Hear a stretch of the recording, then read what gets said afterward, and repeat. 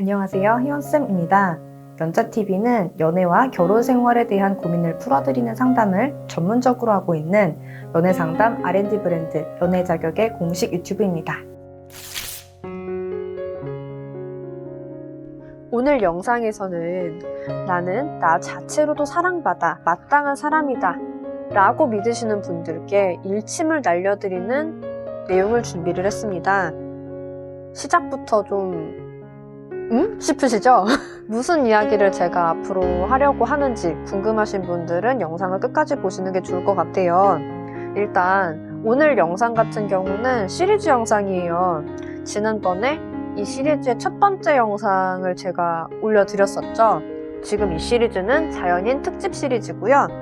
그 첫 번째 영상은 재회가 잘 안 되는 유형, 그리고 연애 유지가 잘 안 되는 유형인 자연인에 대해서 다뤄드린 영상이었어요. 본인 스스로 자가 체크를 해보실 수 있도록 리스트를 제공을 한 영상이었고 이번에 인기가 아주 좋았어요. 아주 팩폭이 너무 심했다고 한 분은 이제 저희 희원쌤 단톡방 있잖아요. 거기서 얘기를 해주셨는데 오늘 잠자긴 글렀다고 하시더라고요. 영상 보고 너무 충격받아서 본인은 오늘 잠을 못 잘 것 같다고. 하지만 그럼에도 불구하고 영상이 너무나 도움이 되셨다고 많이들 댓글 달아주셨어요. 그분도 그렇게 얘기를 해주셨고 그리고 다들 이제 이 다음 시리즈가 기대가 된다고 얘기를 해주셔가지고 너무나 감사드리고요. 일단 좀 한 가지 명백하게 말씀드리고 싶은 건 뭐냐면 저는 우선은 사람은 누구나 귀한 존재라는 거에 대해서 동의를 하는 사람입니다. 누군가가 죄를 짓더라도 죄를 미워하지 사람을 미워하지 말라는 예수님의 말씀이 있었죠. 저는 그 말씀이 옳다고 생각을 합니다. 그리고 이 영상으로 인해서 많은 분들이 가짜 자존감이 아닌 진짜 자존감을 갖는 계기가 됐으면 하고요. 아까 제가 잠시 시리즈 언급을 했기 때문에 그 부분 설명을 드리고 이제 가짜 자존감, 진짜 자존감 부분에 대해서 먼저 얘기를 드리고 그런 다음에 오늘 제가 정면 반박을 하고 싶었던 명제 나는 나 자체로도 사랑받아 마땅한 사람이다 라는 부분에 대해서 믿으시는 분들께 팩트 폭행을 본격적으로 드리고자 합니다. 우선 이 자연인 시리즈의 첫 번째 영상은 사실 자연인 유형의 특성만 늘어놓은 거라서 그때도 사실 해당 특성들이 왜 연애 유지와 재회에 있어서 회방이 되는지 그리고 해당 행동 대신에 어떤 행동을 하는 것이 사실은 도움이 되는지 이런 부분들을 제가 하나하나 시리즈에서 찬찬히 다뤄드리기로 약속을 했었어요. 그리고 그 하나하나 설명드리겠다고 했던 그 첫 번째 시리즈 영상이 오늘 영상입니다. 그때 나열했던 특징은 이런 특징들이 있었어요. 한번 쭉 보시면 될 것 같고 그리고 이제 사실 자연인이 그럼 뭐냐 라고 이제 와서 질문을 하고 싶으신 분이 계실 수 있어요. 첫 번째 영상을 안 보신 분들은 자연인이란 사실 연애라는 거는 사실 굉장한 매너가 필요한 일이거든요. 특히 현대 연애 같은 경우는요. 예전에는 사실 매너가 없어도 결혼 생활을 유지할 수 있었지만 요즘은 매너 없는 사람이랑 누가 만나려고 합니까? 그래서 사실은 굉장히 최고의 매너가 있는 사람이어야만 연애를 오래 유지를 할 수 있다는 거를 저희는 말씀을 드리고 있고 이 부분을 잘 지켜주시는 분들은 재회도 하시고 그리고 새로운 연애도 잘 유지를 하시더라고요. 그런데 그렇지 않으신 분들이 계세요. 연애를 왜 배우냐?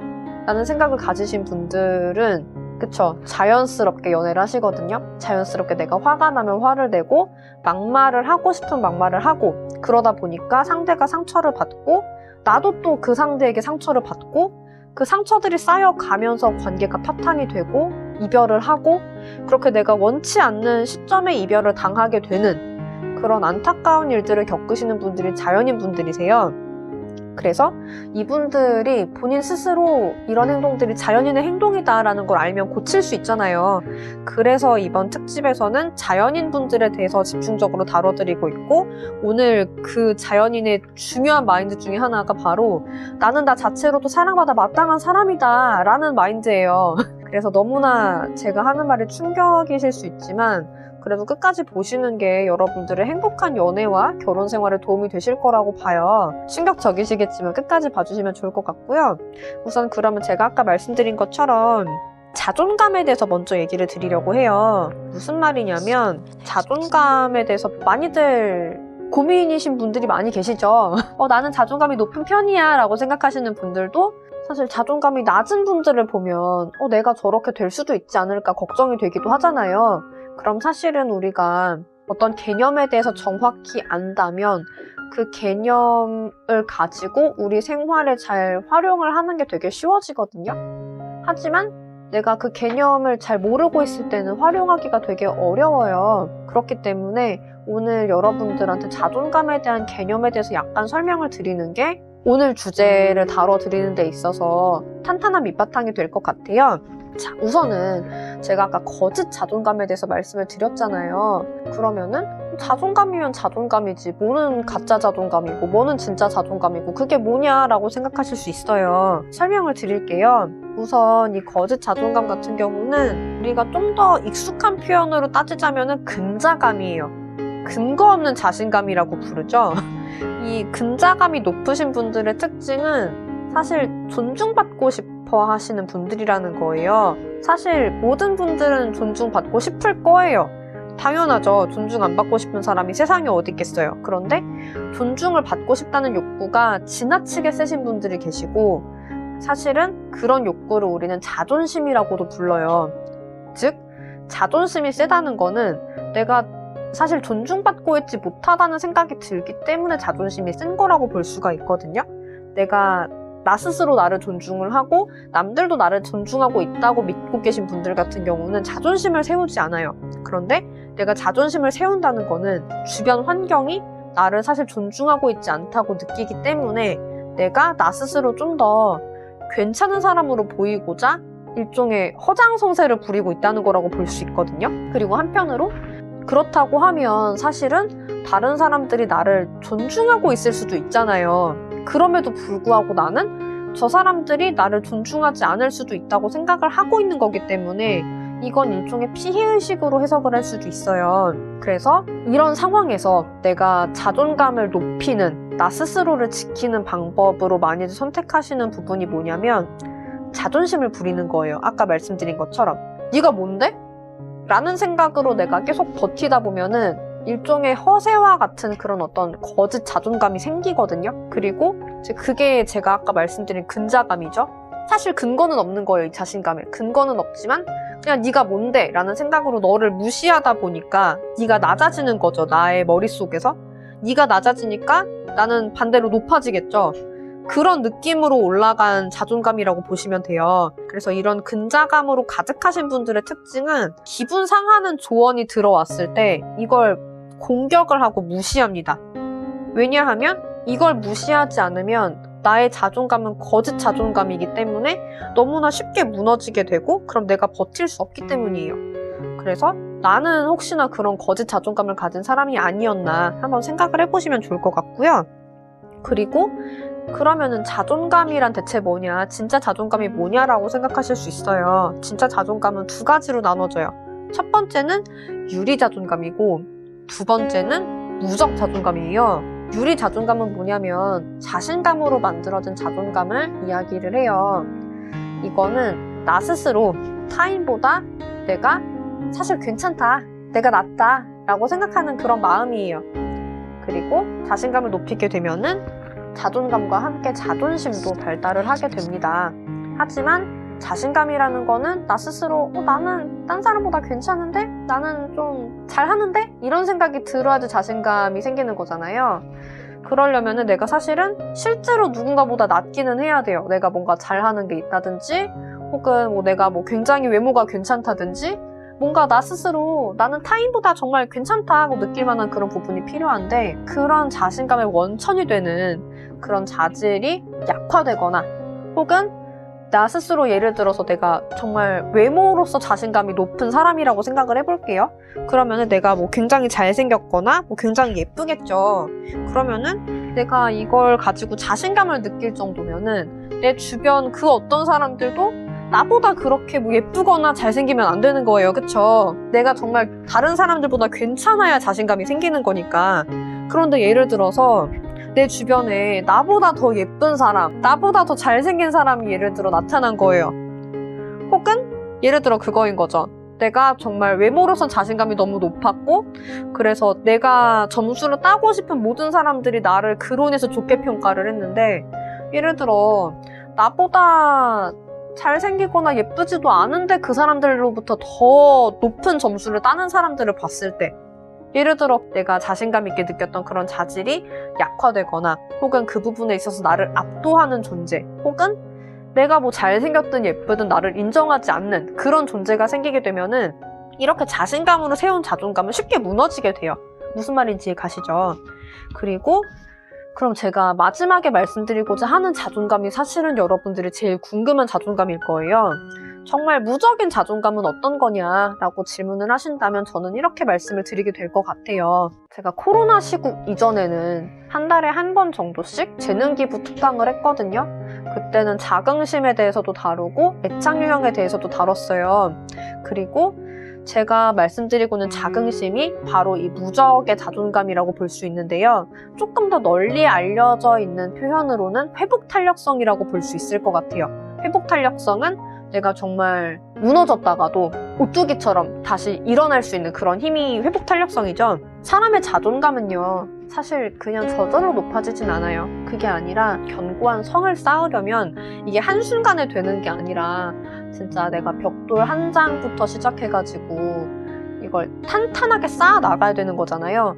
그렇게 그런 견고한 성을 내가 쌓아가듯이 탄탄하게 나 스스로를 다져가면서 높이는 게 자존감이라고 볼 수 있어요. 그래서 정말로 이렇게 자존감이 좋으신 분들, 자긍심이 높으신 분들을 보면 누군가 내 단점에 대해서 얘기를 해도 그냥 그게 그렇게 나한테 상처가 되지 않고 웃으면서 긍정할 수 있는 거예요. 왜냐하면은 그 모습도 내 모습이니까 그게 부끄럽거나 싫지 않은 거죠.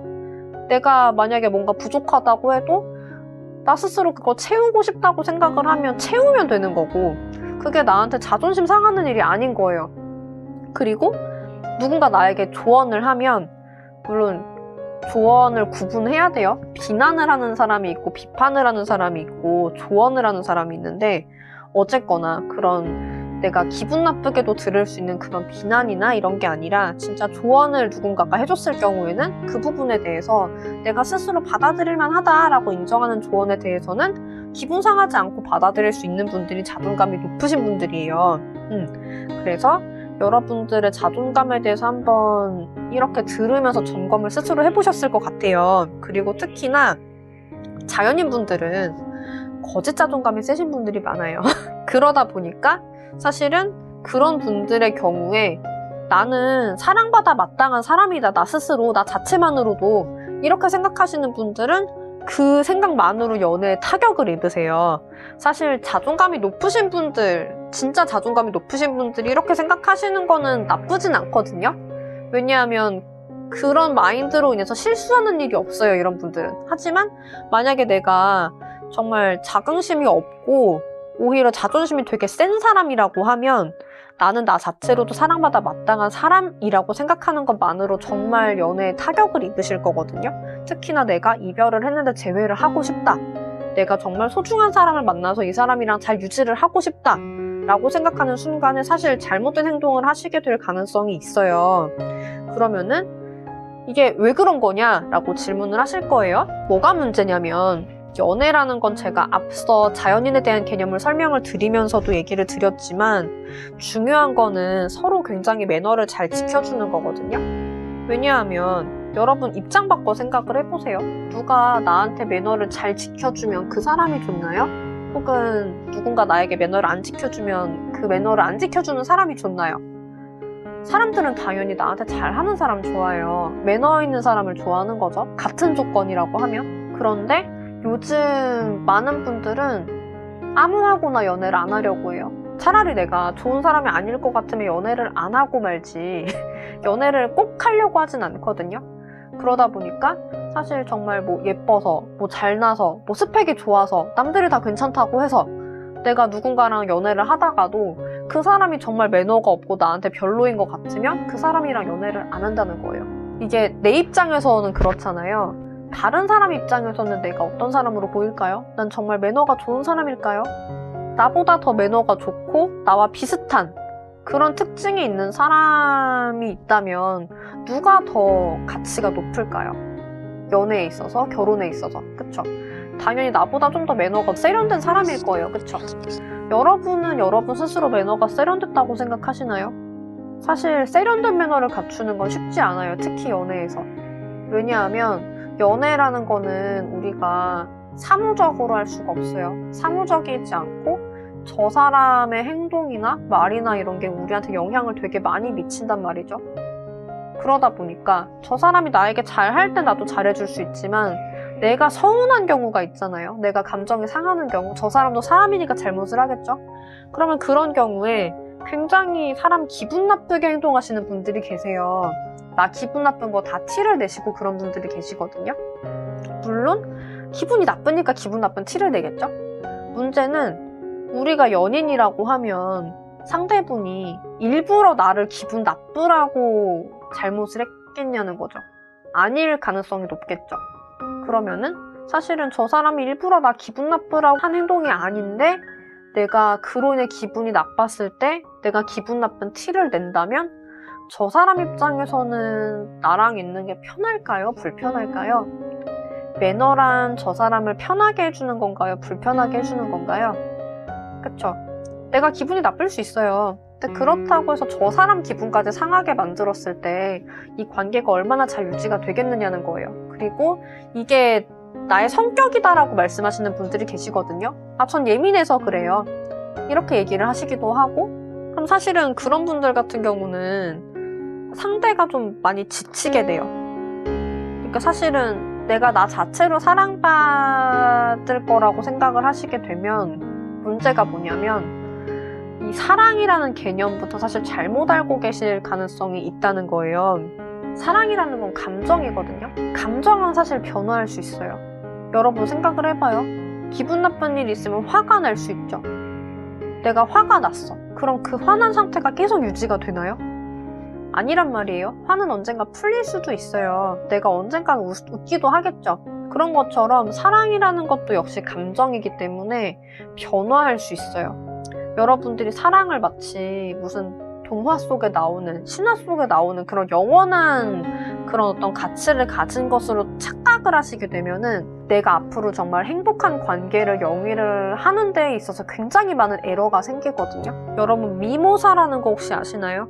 굉장히 약한 화초예요. 사람이 잘못 건드리면은 죽기도 하거든요. 이 미모사라는 화초는. 사랑 역시 저는 똑같다고 생각을 해요. 사랑 역시 굉장히 상처받기 쉽고 금방 죽을 수 있는 꽃이라고 저는 생각을 해요. 그러면은 이 사랑이라는 감정이 영원할 거라고 생각을 하면 여러분들은 이 사랑을 함부로 대할 수도 있겠죠. 막 화를 내고 물건을 집어 던지고 그리고 물도 안 주고 방치하고 뭐 그럴 수 있거든요. 그래도 사랑이 영원할 거라고 생각을 하니까.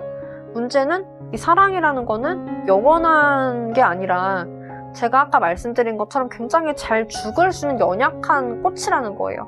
이 연약한 꽃이 자기 혼자 알아서 잘 유지가 될 거라고 우리가 믿고 그냥 가만히 두는 게 아니라 우리가 얘를 굉장히 잘 보살펴줘야 되거든요. 그런데 대부분의 분들은 이 사랑을 보살필 생각을 안 하세요. 상대가 만약에 기분이 상했어요. 그래서 나한테 연락을 안 해요. 그러면은 나까지 삐져버리는 행동 같은 걸 한다는 거예요. 이걸 연인이 아니라 화초라고 생각을 해봐요. 이 작은 사랑이라는 꽃이 상했어요. 잎이 손상이 된 거죠. 그러면은 지금 여러분이 저 사람이 나한테 감정이 상했다고 내가 삐지는 행동은 이 꽃이 상했지만 내가 오히려 그걸 감싸주지 않고 그냥 내버려 두는 거랑 똑같거든요. 이 상한 잎은 어떻게 될까요? 이 상한 잎은 떨어질 수도 있고 썩을 수도 있어요. 만약에 이 상한 잎이 썩게 되면은 부패라는 거는 사실은 딱 그 부분만 부패하지 않잖아요. 줄기를 타고 들어가가지고 이 화초 자체를 죽일 만큼 부패를 하기도 한단 말이에요. 그렇기 때문에 사실은 이 잎이 상했다고 하면 우리가 제일 먼저 해줘야 되는 일은 잘라주고 소독을 해준다든지 뭔가 이렇게 치료를 해주는 거거든요. 그런데 많은 분들이 연인의 감정이 상했을 때 그 감정을 치료해줄 생각을 하지 않아요.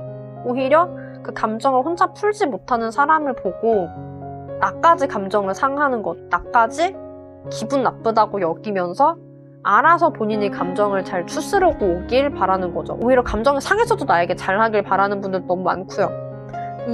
이렇게 생각하게 되는 전제는 나는 사랑받아 마땅한 사람이라는 전제 때문에 그래요. 내가 사랑받아 마땅한 사람이기 때문에 너는 기분이 상했어도 날 사랑해야 되고 너는 기분이 상했어도 나한테 잘해야 돼라는 전제가 된다는 거예요. 이거는 사실 말이 안 되잖아요. 기분이 상했는데 나한테 어떻게 잘하고 기분이 상할 만큼 내가 잘못을 했는데 어떻게 저 사람이 날 계속 사랑을 하겠어요.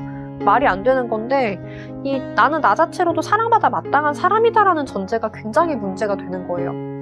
그래서 오늘 영상을 보신 분들은 내가 나 자체로 사랑받아 마땅한 사람이기 때문에 내가 아무렇게나 행동해도 된다는 생각을 사실은 버리셨으면 좋겠어요. 내가 아무렇게나 행동을 한다면 그게 그 사람에겐 어떻게 보일까요? 그게 사랑스러워 보이면 너무나 좋겠지만 우리가 좋은 말도 매일 들으면 질리는 것처럼 심지어 아무렇게나 안하무인으로 행동하는 행동이 얼마나 오랫동안 곱게 보일까요? 그렇지 않을 거란 말이죠. 입장 바꿔서 상대가 나한테 그런다고 생각을 해봐요. 그게 얼마나 예쁠지, 그게 얼마나 보기 좋을지.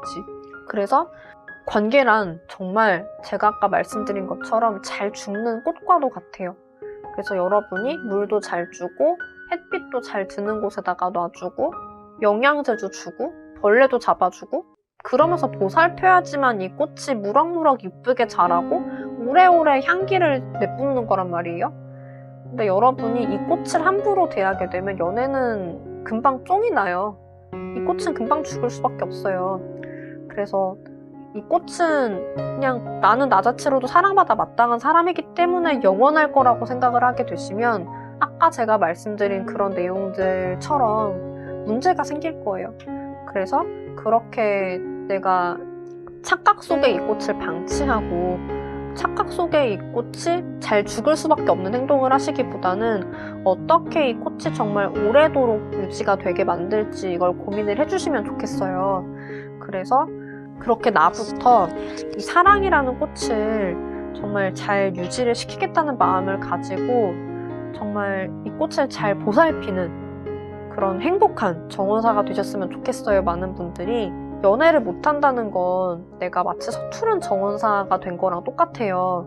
내가 사실 나쁜 사람은 아닐 수 있거든요. 이 영상 보시는 분들 중에 놀라신 분들도 계실 거예요.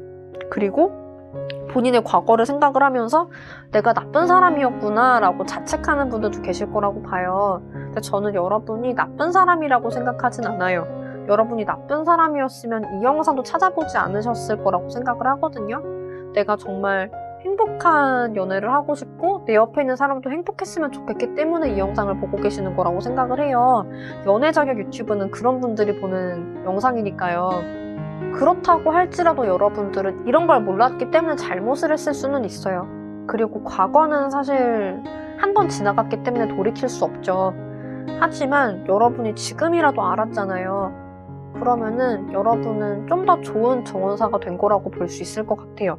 그리고 사실 서투른 정원사는 이 꽃이 잘 크기를 바라는 사람이었을 수 있지만 서투르기 때문에 꽃은 죽을 수도 있거든요. 이건 꼭 정원사의 잘못이라고만은 볼 수 없을 것 같아요.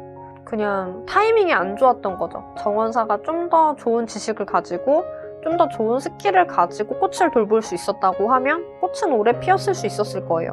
하지만 정원사가 아직은 서투른 상태에서 꽃을 만난 거기 때문에 꽃은 죽을 수도 있어요.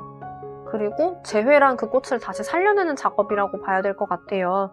여태까지 꽃한테 잘못했던 부분들에 대해서 내가 다시 한번 환경을 맞춰주고 되살아나기를 비는 과정인 거죠. 한편으로는 그럴 수도 있어요. 내가 가진 정원이랑 내가 피우고 싶은 꽃이 안 맞을 수도 있어요.